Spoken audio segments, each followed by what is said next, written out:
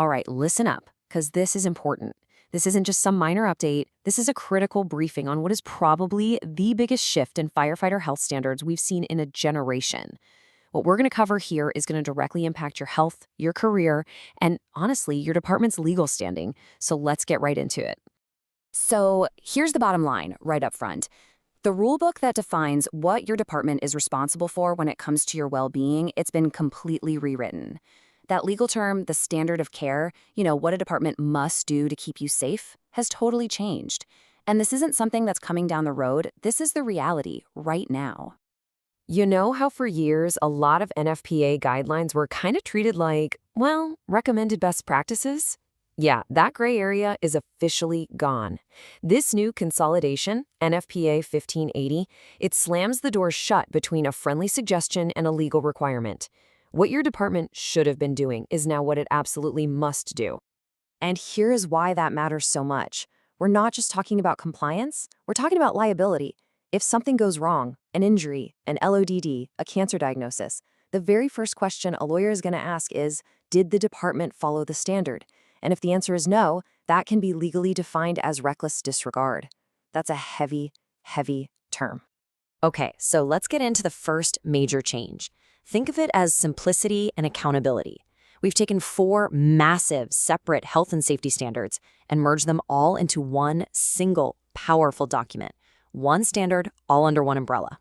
So before, your department had to navigate this maze of different standards, right? You had one for infection control, a whole other one for your annual physicals, another one for fitness, and yet another for what to do on the fire ground for rehab.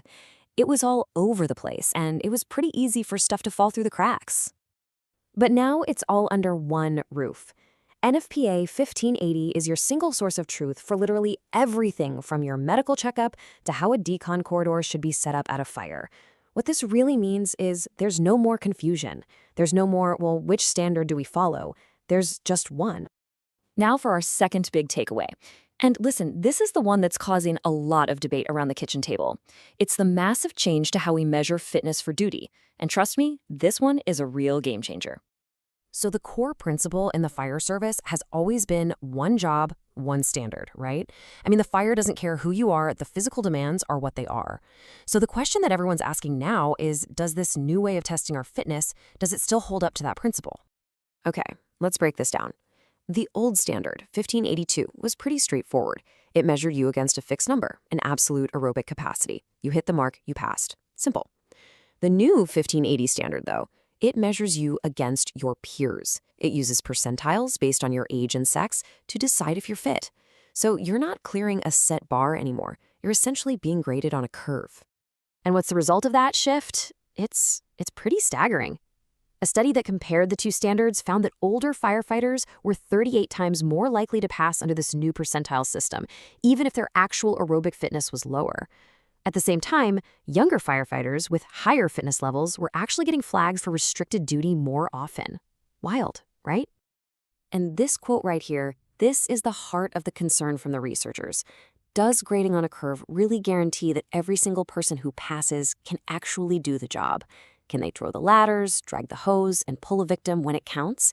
It's a huge question, and it's all about operational readiness and, frankly, everyone's safety on the fire ground. All right, takeaway number 3. Let's bring this out of the rulebooks and right into the firehouse. How is NFPA 1580 going to change your day-to-day life on shift? You're going to see some real physical changes. The standard now requires a clear separation between hot zones, like the bay, and cold zones, like your kitchen or bunk room. It makes on-scene decon official, with defined roles for a decon sector and specific rules for bagging up your dirty gear before it gets anywhere near the rig. I'll say it again, the days of proudly wearing salty gear are officially over. So, I know this is a lot to digest, but the most important part of this briefing is what you do with this info now. So we're going to close this out with 3 really simple actions you can take starting your very next shift. First, on your next shift, pull up your department's SOGs. Check out the policies on medicals, fitness, decon. Do they even mention NFPA 1580? Second, walk over to your training officer or safety officer and ask a simple question. Hey, what's our plan for getting compliant with 1580? And third, and maybe this is the most important one, share this briefing. Talk about it with your crew. Awareness is the first step to making real change that protects every single one of us.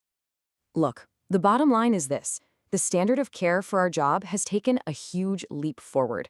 It's raised the bar for our own health and our safety. The only question that's left is, are we, as individuals and as departments, ready to evolve with it?